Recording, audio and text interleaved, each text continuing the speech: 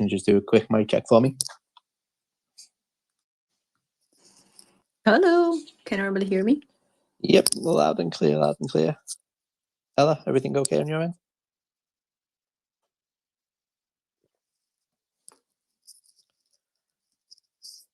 Okay, maybe some issues there. So I did get some feedback that my mic was moving. I will keep it as still as possible. Hopefully, then that's okay.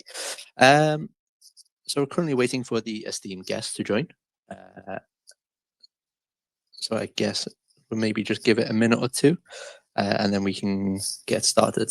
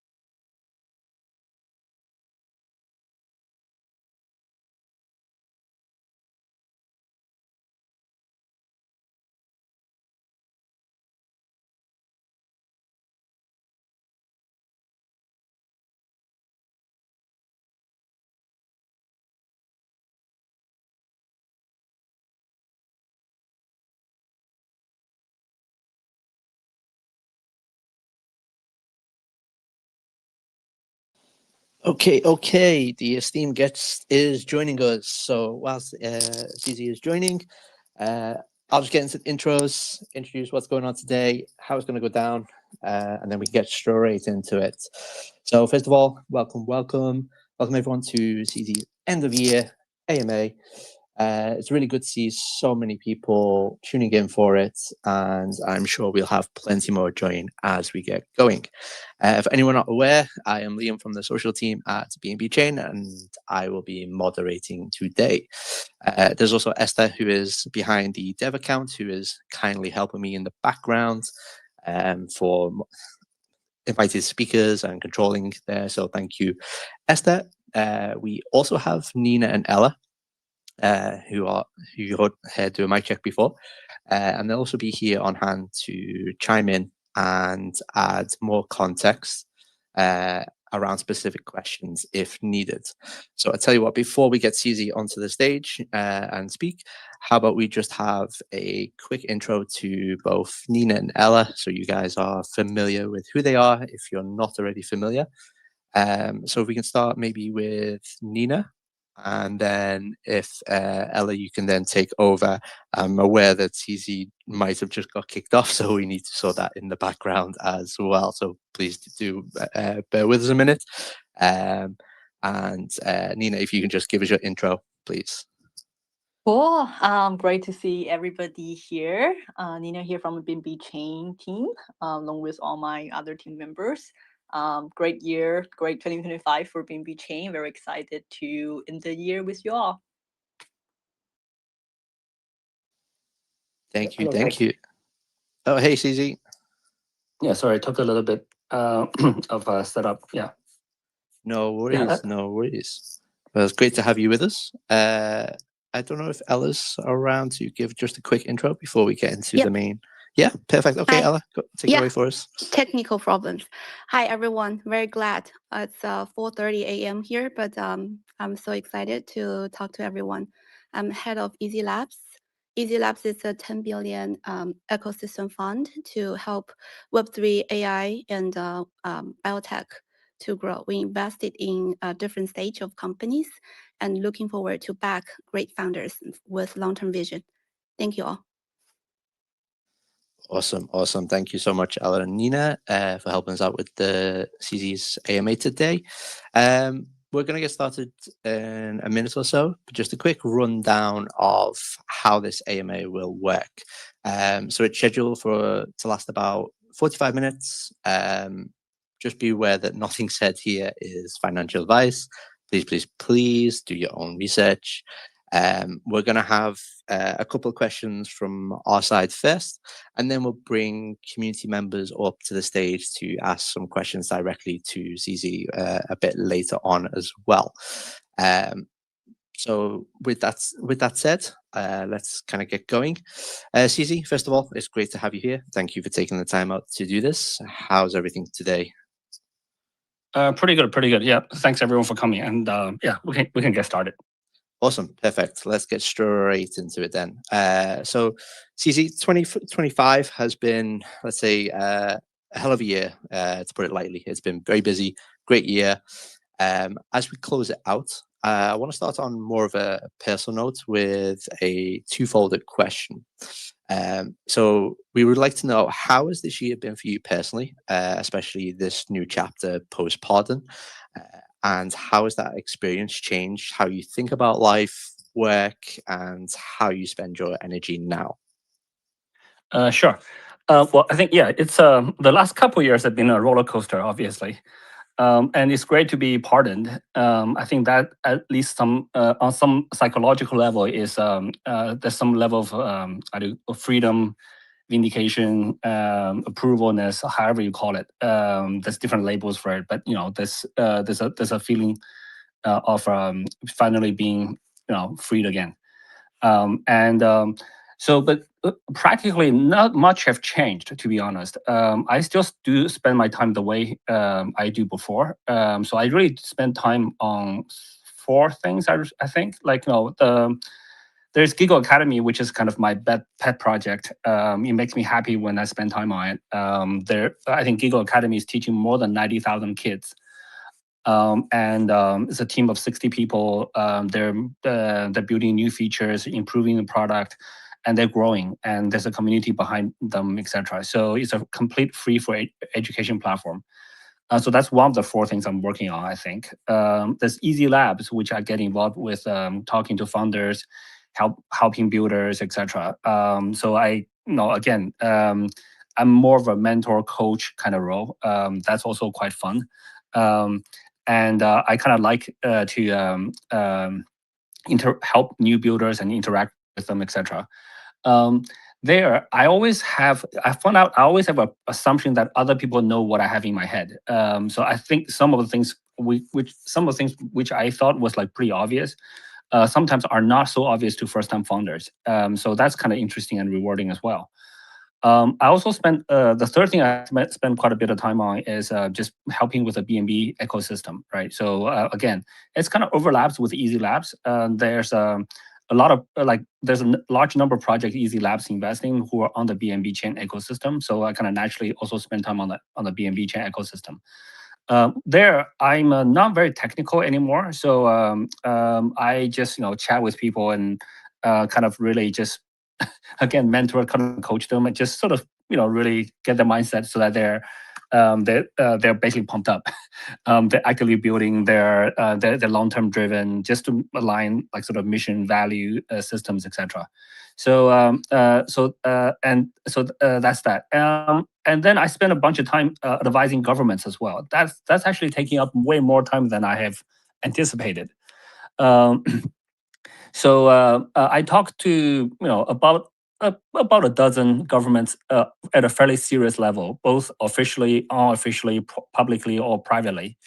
There's a number of them that, well, all of them think somehow I know like a lot about crypto. I think compared to them, I probably do.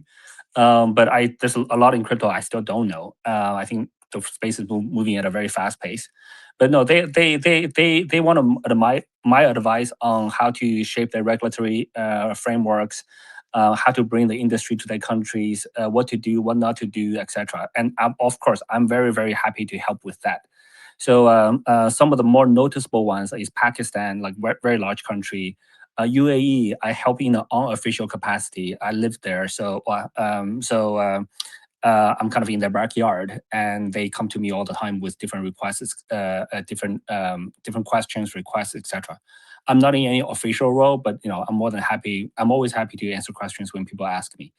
So those are the four main things that take up on my time. I've been working from home for a long time. I still work from home. I also, yeah, so life has been pretty good. I also try to keep fit.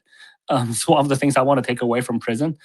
So I still work out only like 30, 45 minutes almost every day, different exercises, etc. So and I try to do a bit more outdoor sports, given that I officially don't have a job. But again, so life has been pretty good. Yeah. That's awesome. That's awesome. It sounds like you definitely got a lot to keep you busy, at least anyway. And we've all seen the famous planche image on Twitter earlier this year, so that's always pretty cool. I guess then maybe keeping on that personal note, when you look back at 2025, what are the kind of milestones across maybe all of the areas that you deal with that you're most proud of? And why do you think that they might matter beyond just like the crypto numbers and crypto as a whole? Yeah, I think, I think if you look at the numbers, just some numbers kind of on the top of my head. I don't have there's a lot of numbers that I sometimes come across, like either publicly or privately, etc. I think number one is on Giga Academy. That's we're reaching 90,000 kids. I said that earlier. So that's, I think, a pretty big achievement for a very small team. It's larger than a university. For BNB Chain, the volume really increased this year. I think for BNB Chain, to be very frank with everyone, BNB Chain was somewhat neglected for the past few years. And then this year, finally, there's more attention and there's more drive and there's more energy put into it. And we can see the growth pretty clearly. I think the year-on-year volume, trading DEX volume growth is about 600%. So they've grown 6x. And they have more than 2 million daily active users on it. I think the last number I posted was like 2.4 million. I think that's unique addresses, but number of users probably a bit less than that, but it's going to be pretty close to 2 million, I think. So that's pretty amazing. And also the trading volumes on BNB Chain is quite high now. I think it's probably one of the highest. I don't track other chains that closely. I just encourage the builders to build. And sometimes I follow BNB Chain's Twitter, obviously, so I see more of their numbers. And then Easy Labs, I think, also had an interesting revamp. Well, had a very meaningful revamp. We welcome Ella back from her startup back into being an investor. And there's quite a bit of activity going on. I think we made close to 70 investments in 2025 alone. Reviewed more than 1,000 projects. So that's pretty. And also we have multiple programs going on. Easy Residency, 2 seasons, 30, 40 projects combined. So that's going well. Also, finance is doing well, even without my involvement there. It's reached 300 million users. I think everybody know that. So that's a pretty significant milestone for a trading platform, for crypto trading platform to reach that kind of number. And it's still growing pretty quickly. So I think, and also we're only tapping about single-digit penetration for crypto so far, depending on if we count number of people versus amount of wealth. I think amount of wealth will probably less than 1% penetration for existing wealth, and I think crypto can increase wealth by a few magnitudes. So yeah. So what else? Yeah, I think those are interesting numbers. Yeah. Yeah, no, that's great. There's a lot going on there, and lots to celebrate in terms of achievements. Okay, cool. So just in the instance, sorry, my brain. In the necessity of time, I just want to shift gears just a little bit and go on to a couple of bit more focused questions. So I want to zoom into one area that's seen a lot of momentum this year, which is prediction markets. We're seeing kind of multiple different project markets launching on BNB Chain, and Easy Labs has backed several projects in this space. What convinced you that prediction markets are worth betting on now, pardon the pun, and how do you see this category evolving in 2026 and beyond that? Sure. I think it's hard to predict. Sorry for the pun. It's hard to predict the future. It's hard to predict markets. So prediction markets historically has been pretty large. It's a large TAM, total addressable market, right? So there's large potential. The market is there. And it's a new thing to crypto somehow. It wasn't big in crypto before. And now with Kyoshi, Polymarket, I think Polymarket really sort of put that in the spotlight during the last election. It was more accurate than many of the pools because people have to bet with money. So I think, look, it's a great thing, but I don't know how it's going to play out. It could be like, one of them will take off really well, or all of them will do well. We don't know. The fundamental why Easy Labs in back multiple is very simple. Easy Labs never make exclusive bets. We especially like at incubation, like when the project just launches. We help all strong teams. Sometimes they like to work together. Sometimes they like to work separately. We just look at fundamentals. We look at the team. We look at the idea. The idea, obviously, usually a prediction market, we think that there is a market for it. We look at the execution ability, etc. And then we look for mission-driven founders. We encourage or even like sort of sometimes shape the investment so that they want we kind of push them to be long-term focused. So there's really no magic to it. There are multiple strong teams working in this particular sector, and I do think that we will see some strong successes. And we don't know which one, to be very frank. But it's not a horse race per se. In any market, there's always multiple players. Even if you look at a centralized exchange, yes, Binance is really big, but there are other centralized exchanges too. So it takes quite a long time for markets to converge on one. In some so in the early days, it's better to have multiple people trying multiple things, and then eventually they may merge, they may combine, they may win or lose over time. So I think the more players we support in this early stage, the stronger the sector will be, and the faster it will grow. So competition actually does not. Competition usually makes the pie bigger because different people are trying different things, different people in different regions, attracting different users, etc. So I think it's a good thing. I personally did not dictate we have to invest in multiple or only invest in one, etc.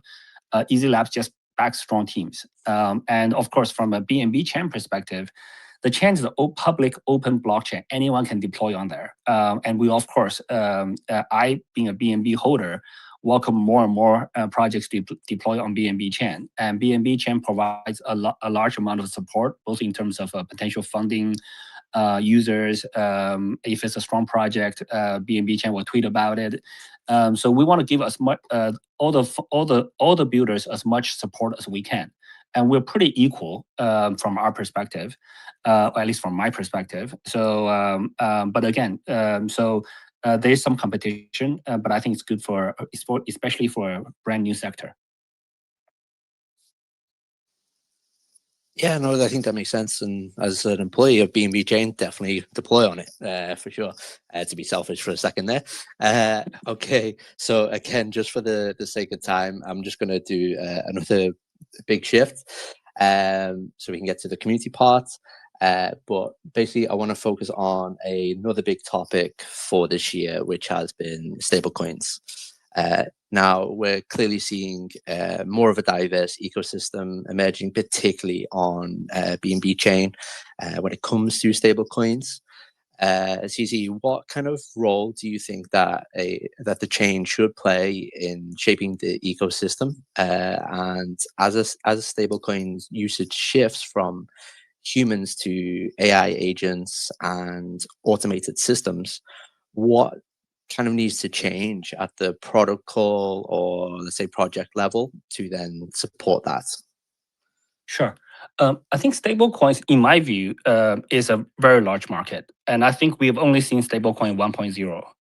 The 2.0 stablecoins have not really, are just beginning to start. I think there's some, stablecoins traditionally is a very simple concept. You put US dollars into a bank account for US dollar stablecoin, then you issue a stablecoin, and then that stablecoin, because it's a token on the blockchain, it moves very fast. This allows different arbitrage traders to arbitrage across different exchanges, etc., in different countries. If you're going to move US dollars through banks to different countries, it's going to be much slower, much more expensive, etc. And then stablecoins grown to be a really big business, right? So, but the current largest stablecoins don't have much yield. And then now, sort of the 1.5 generation, we're seeing kind of yield generation. I think very simply, people want to have a stable coin that give you good yield and allows you to trade at the same time.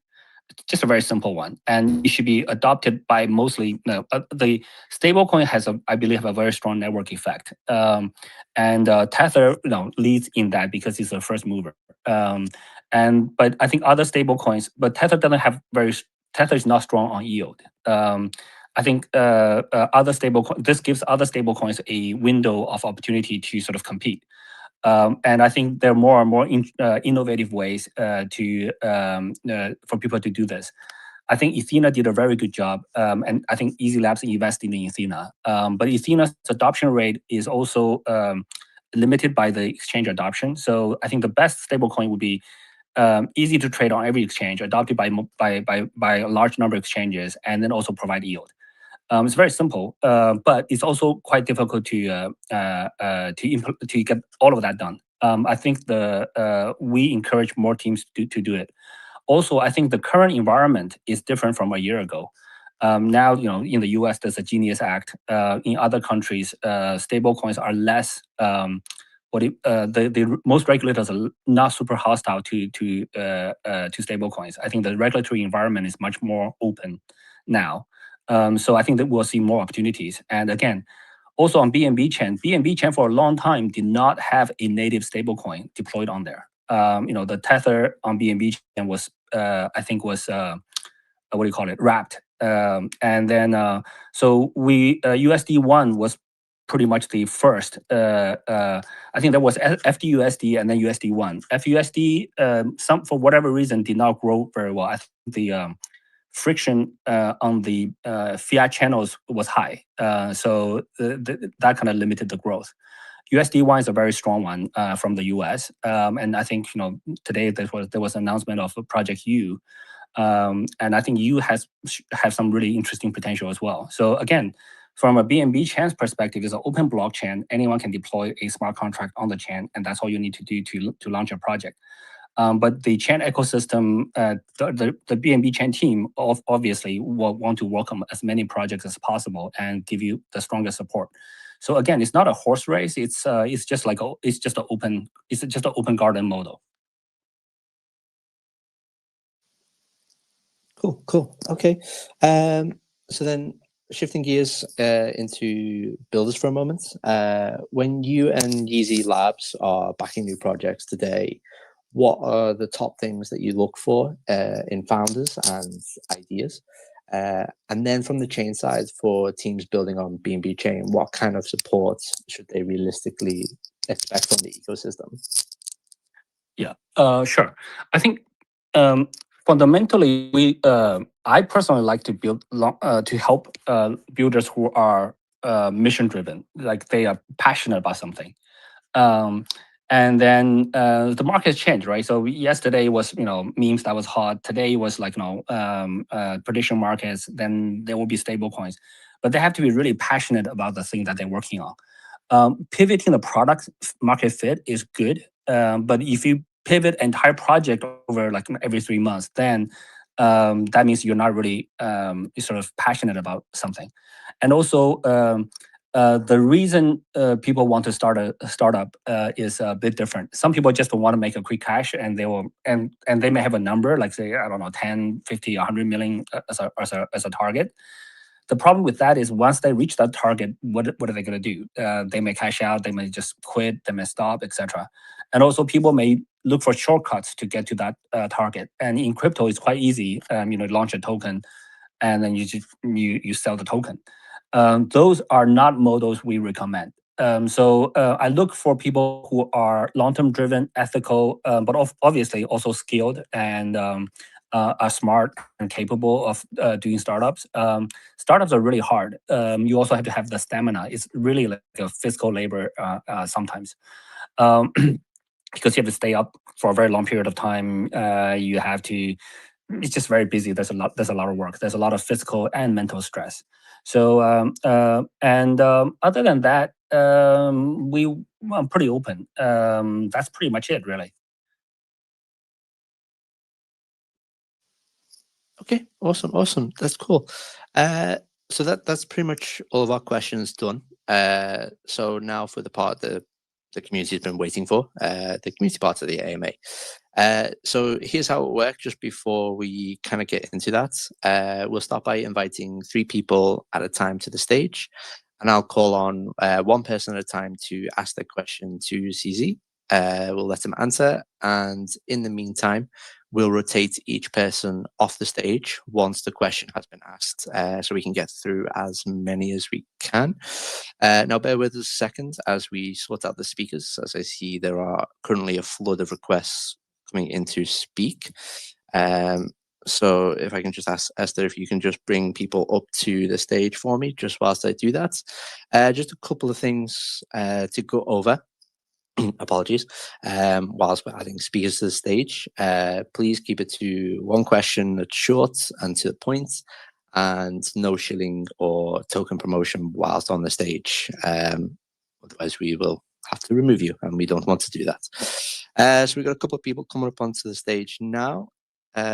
So let's start with Joseph. Do you want to ask your question first? Can you hear me? Yeah, I can hear you. Maybe Okay. just if you can speak a little bit clearer into the mic. Hello? Is Yep. it okay? Yeah. Okay. So thanks for picking me, and I would like to have a brief intro about myself. So I've been joining BNB Chain margin program since the first quarter of 2024. I really like the vibe of the BNB Chain, and good to know fantastic people like Walter, Esther, Kane, Cindy, and etc. So here's the case. I came from a technical background, and I'm about to graduate with a software engineering cert. But actually, I found that I enjoy to interact and communicate with others rather than just sitting in front of the desktop typing a bunch of codes, which might not be a cup of tea, might not longer be my passion anymore.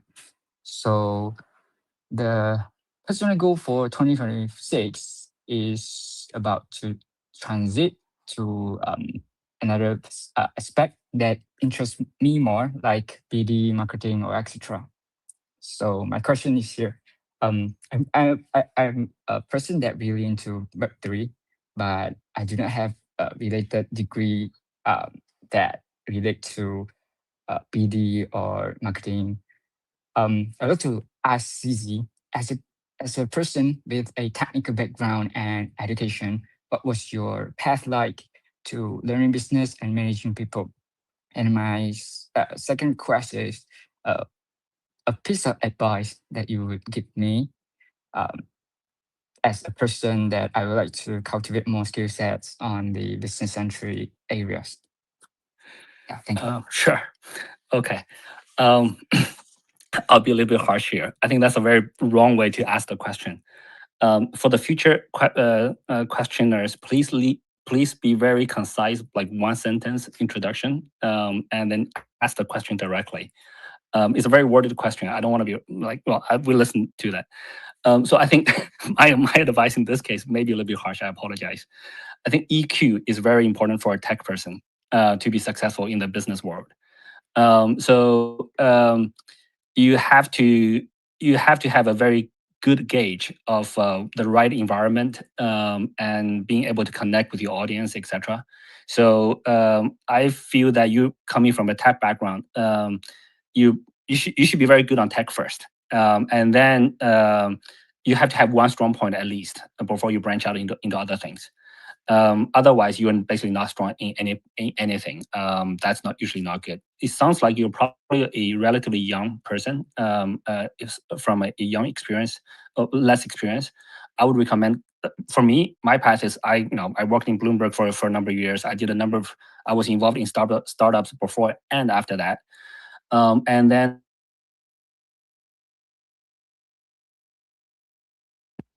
I built a network of people around me who are all strong in their respective fields. So it takes time to build that network. There are some founders who just found an idea and then grow quickly. There's a few of those, but by and large, most founders take time to build a network before they actually hit the sort of big win. So that would be my recommendation. I think for entrepreneurs, there's no set recipe. There's so many different ways to be successful. So don't take my advice too harshly. I just want to set the tone for the future question so that we don't spend a lot of time for everyone. So yeah, that's pretty much it. But also, there's so many more opportunities in the future. So just keep building, keep learning, and go from there. Yeah. Yeah, I think that's great advice. Cool. Okay, let's go straight into the other one. So Yellow Panther, I think you second there. So if you want to go next, just just a reminder on keeping it short and sweet. Thanks. All right. Thanks for having me, guys. And hello, CZ, Nina, Ella, and the BNB team. Straight to the point, 2.4 million daily active users, 7.8 billion in DeFi TVL, surpassing Tron recently. Stablecoin as well, massively growing. And you guys innovating in the AI segment. I just want to say BNB has it all and still continue to push all the boundaries. But before all these success, BNB was actually once an underdog and also doubted. So actually, CZ, I would like to ask what you think that BNB Chain did correct years ago during the initial growth phase that led to becoming one of the largest blockchain today, and what is one key trait that separates BNB and other chains? Thank you. Okay.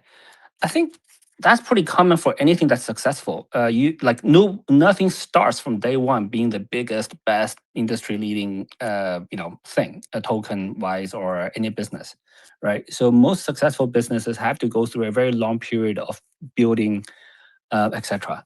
If you look at Nvidia, the most valuable company on the planet today, they spent 40 years to get there, and the first 20, 30 years until recently, no, they were not this big. But they continue to work on it. And their CUDA sort of ecosystem wasn't, when they first launched, everybody hated it. Well, all the investors hated it because it wasn't bringing money or revenue. And they're a public company, so the investors are very short-term oriented. Every quarter report matters. So for BNB Chain, I think, look, my mindset is very simple. We just got to continue to build. For the people who are really building, you mostly keep your head down building. And once in a while, you lift your head, you look at the competition, you look at the landscape, you see where you're going. But most of the time, you keep your head down. And you don't, whether you're number one, number two, number three, that doesn't matter. You just got to continue to do what you do best, which is to continue to build value. You won't always be the most money making thing. You will not always be the most sexy thing. You will not always most be the even successful thing. Sometimes you make mistakes. Sometimes there's setbacks, but you just keep building.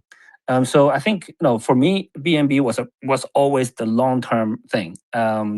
I've always said many times that the BNB ecosystem should be larger than any sort of other businesses, like any other individual businesses within the ecosystem.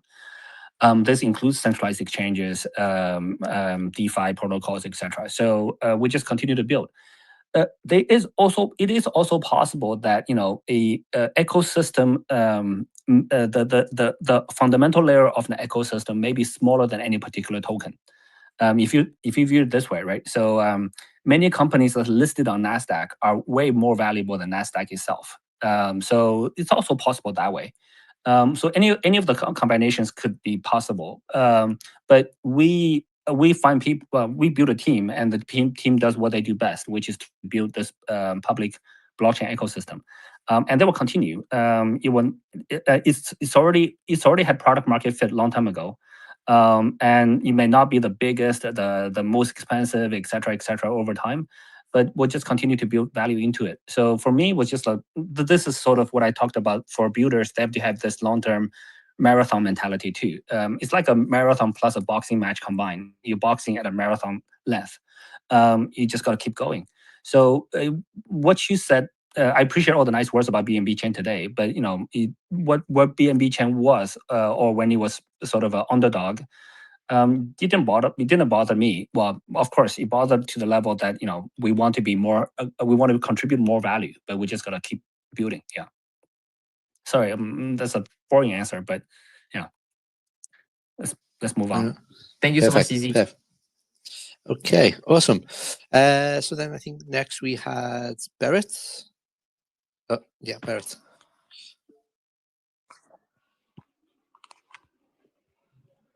Hey Siri, good evening. Hope you're doing good. So most crypto conversations still start and spread on X, but crypto platforms are now adding.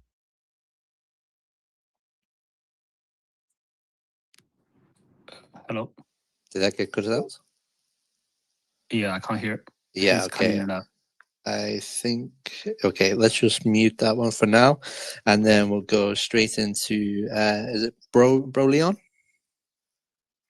Hi, thanks for the host, and hi CZ. It's glad to have the chance to ask you again. Yep. Yeah, I'm a KOL, and yeah, I just passed the introduction part. My question is, I'm really glad to hear you spend a lot of time tonight talking about the stable coins. That's actually what I'm most interested in lately.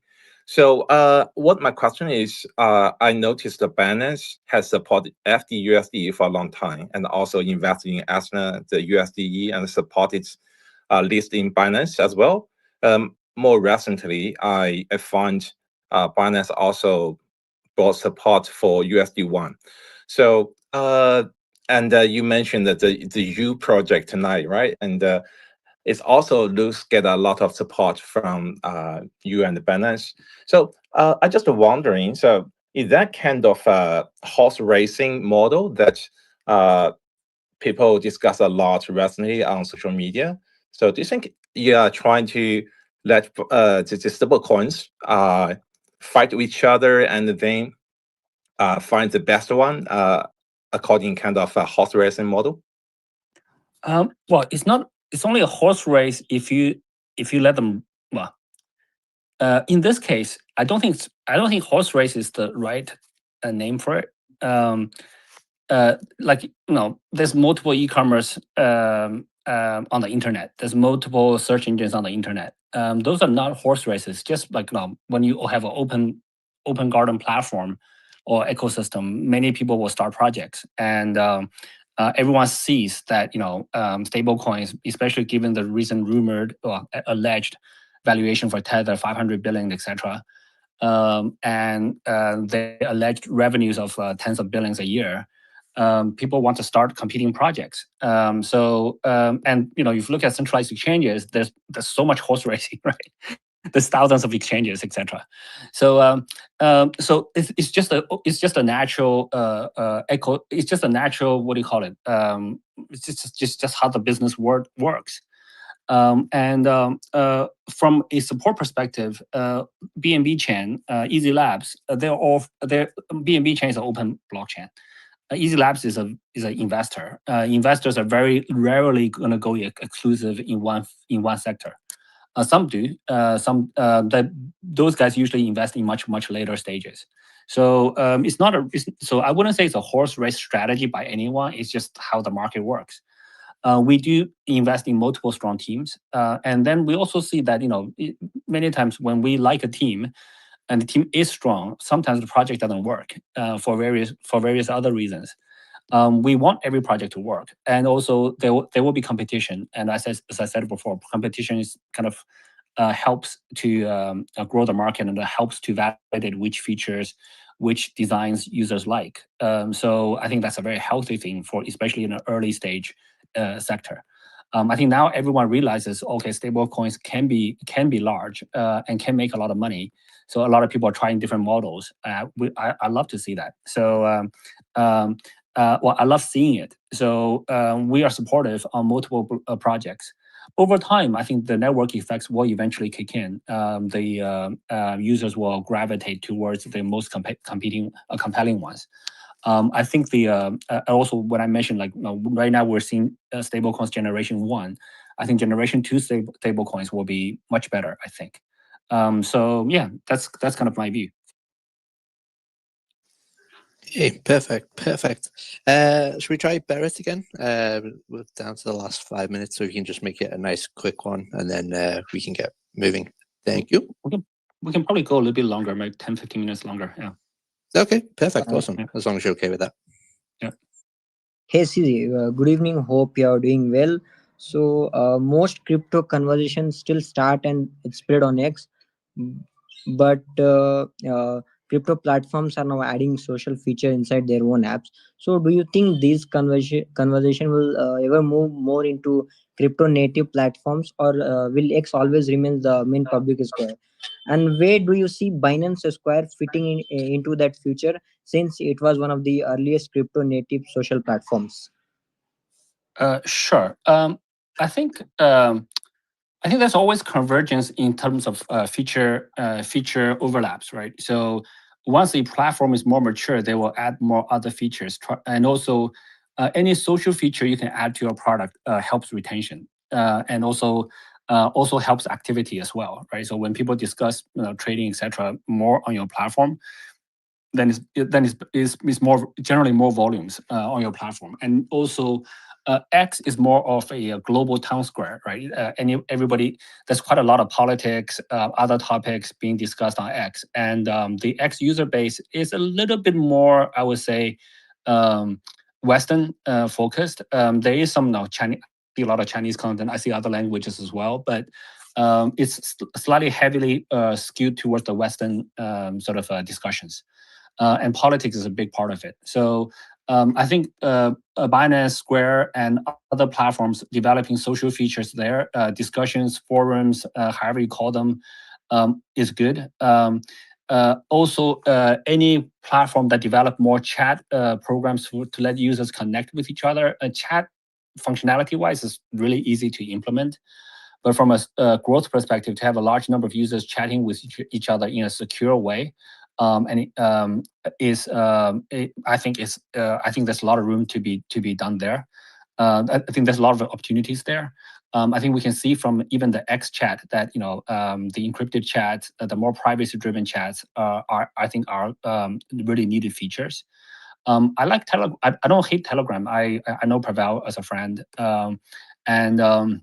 but Telegram default is the chat is not encrypted, right? So and you have to manually encrypt them, and then the encrypted chats do not share across platform, do not share across your devices, etc.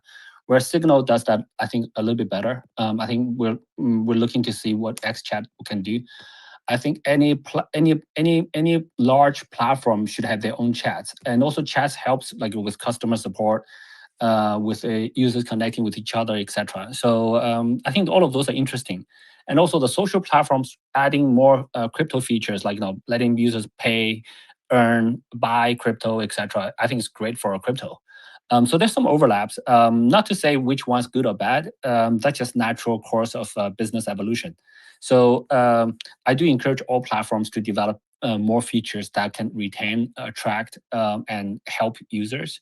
Yeah, so I don't think it's a strict conflicting anything, but I think overall though, it's relatively difficult for a financial platform to develop into a social platform. They're just very different genetics in terms of risk, compliance, security, etc. Reverse is also quite difficult. For social platforms to develop into financial platforms, also social platforms are very easy engaging. They don't have very strong, or they don't have any KYC really. And once you put KYC onto a social platform, that they will lose a lot of users. So they have larger number of users, but the total lifetime value for each user is much lower. They're not financial transacting users. So the genetics, again, the security level for a social platform is much lower. And we've seen that with that actually causes many problems, even for crypto. So there's a lot of differences between those two type of platforms and the genetics behind them. So I think it's quite difficult for them to take each other's market share. But I do encourage both sides to develop more features to complement themselves.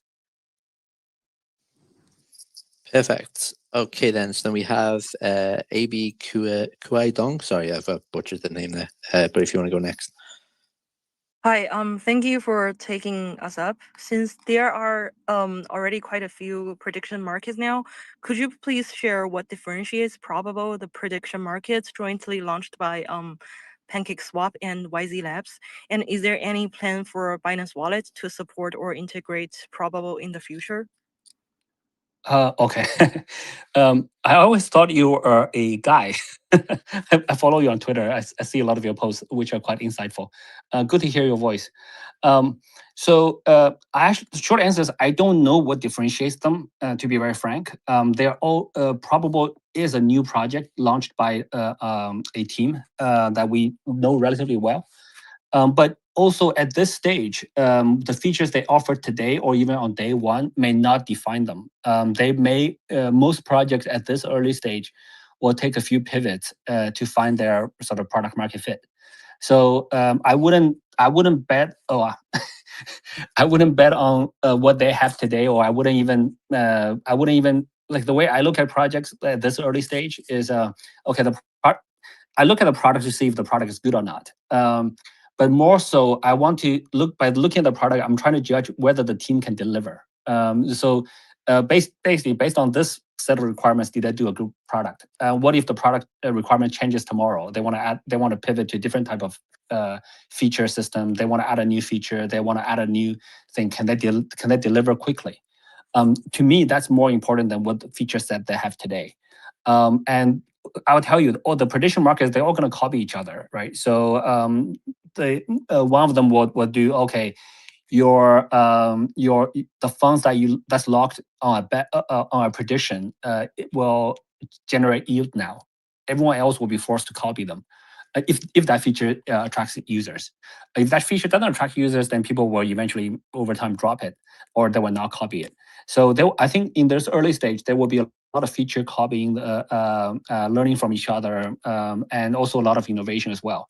I think the jury is still out which features will win. I am not that good to predict that.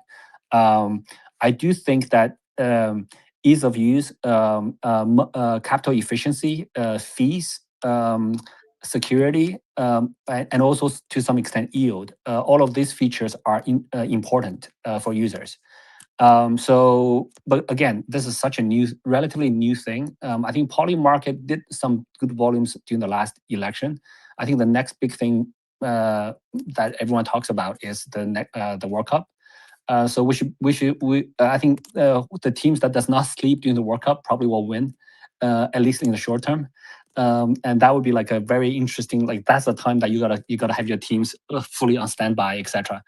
But the real battle is won over the long run. So yeah, sorry, I couldn't give you any detailed descriptions. It's really the team's ability to execute and how committed they are over the long run. Okay, awesome. See, just checking, you still got time for maybe one more? Yeah, I think we can do two more. We can go to like 30 past the hour, depending on which time zone. Yeah. Perfect. Okay, I'll ask BNB to ask a question, and then in the meantime, I'll work on some other speakers. Yes, Assalamu alaikum. Hello, CZ. Hi. So, what's the future goal of Aster? I talk about DIX in 2026 or 2027. That's a question better asked for Aster. I talked to the team. I helped them to the extent that I could. To be honest, but it's really up to them. again, I kind of give them a sort of guideline advices, but they're not very specific. Like I don't tell them which feature is going to win. You need to do this and that. I don't give those kind of advices. Whereas how you build teams, how do you attract users, what kind of ethical values you need to adopt, etc. So I talk more along those lines, and not so much on specific product features. To be very frank. So and in fact, I haven't. I haven't talked to the team for a couple of weeks. So I don't know the answer to that question. That's an Esther specific question. You should ask Esther. I think they're pretty available, to be honest. They interact pretty well based on what I see in the community. So yeah, I should go there. Okay then. So next up on the stage we have En Heng. Do you want to ask a question? 哎，大表哥你好，我是恩亨，大家下午好，我是这个 Sorry, can we keep BNB it 忠 to 诚的 English? holder。 Is it possible to keep it to English? Just because it's in English, please. Unless easy, if you're okay with that. No worry, I can help to translate. Okay. Oh yeah, thanks, Ella. Yeah. Go ahead. 哎，不好意思，这边网有点卡，要不你们先聊，我先换个网去。Okay, let's move on to the next one then. Yeah. Okay. Let me just check the list. So we got Big Kids.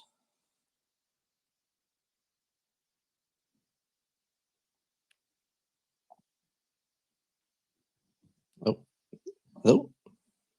Big Kids, can you speak? Yeah, yes, I can. Can you hear me? Yeah. Yes. Feel free to ask. Just keep it quick, short, and no shilling. Oh, yeah. Thank you so much. That was unexpected. Thank you very much. Susan, my question is very simple, and the response is under 60 seconds. So the question is, if all your speeches, your presentation, and your tweets, if all of them were erased from the internet, and you have like 60 seconds, so what is the most useful thoughts that you're going to leave the world with? Thank you very much. That's a pretty grand one. Look, I think I don't think I'm defined by the content that's out there. The content only need to be out there once, and people remember it. I think if all the content are erased, I don't think there's anything like there's any magical thing I need to distill to a few words. I would probably just say good morning, and then I will get a lot of responses back. Yeah. All right. Let's move on to the next one. I don't know. I don't know how to answer that one. Fair. Okay. Yeah. So we got the Deepin Cats. Hello. Thanks for being invited up. I wanted to get your thoughts, Zizi, on as we're going through a phase change in crypto right now, moving away from speculation to more real world stuff. What are your thoughts on Deepin, payment rails, real world assets, and how they will play a role in the crypto sphere in 2026 and beyond? Sure. Okay. So this question is more like a predict the future question, which I'm not very good at. But based on what I've seen so far, I think RWA or tokenization, there's still a lot of talk. There's a lot of talk at the country levels, which people who interact with me at the country senior leadership levels about tokenizing national assets, and the discussions are pretty serious. And it makes sense, right? So, if you have, for example, if you look at oil, America had a lot of oil, but it was very difficult to extract. Luckily, America had a very good capital markets, and they raised a lot of money through the stock market. Basically, oil companies were listing for large sums of money. They were able to raise enough money so that they can research and develop the tools to extract the oil from the really hard to reach places. And so again, this type of situation could, I think, applies to at least some level towards tokenization. Many of the countries have like rare earth minerals or other useful things, but they can't really monetize or grow that industry. Maybe by tokenizing it, you can have the initial interest or initial tokenization money to use to develop that industry to a much better form. It could be a very good bootstrap mechanism. It could also be a good finance mechanism. So basically, without selling the actual resources, you can sell the token. Once you get the money, you can if you just spend that money, then that's bad. Then you're basically spending the country's future resources. But if you can manage that money well, and then you have a very strong financial tool that at your disposal that you can use to help grow that industry. So there's some really serious discussions around that. I've had much less discussions about DeepIn. Probably just not. I'm not really in that field, but robotics is coming up. So AI robotics is a big field. We have invested. Easy Labs have invested heavily in robotics, AI, etc. I do see a future where AI and robots, agents and robots, are going to use crypto in a very heavy way. Today they're not, but eventually they will. There's no other way. They're not going to use traditional money. They're not going to do. They're not going to be able to open bank accounts. They're not going to pass KYC. They're not going to be able to do a selfie. They're not going to swipe. They're not going to be able to swipe a card. So none of those things are designed for agents. So on those aspects, I think DeepIn kind of ties more into the fiscal side on the robot side. So I think that will be a big sector. But so far, I've not had that many discussions, at least based on my personal interactions. There was another thing you mentioned, which I forgot what it was. But again, I think RW tokenization is probably the biggest topic of the few topics you mentioned. Perfect. Okay, so then next up we'll take KM. Okay, GM, BNB, CC. First off, I would like to appreciate the BNB Chain team on the zero gas fees on the USDT. That's the zero USDT carnival.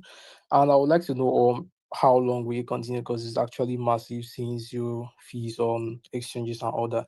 And lastly, CC, do you actually think AI trading agents will actually be a meta in 2026?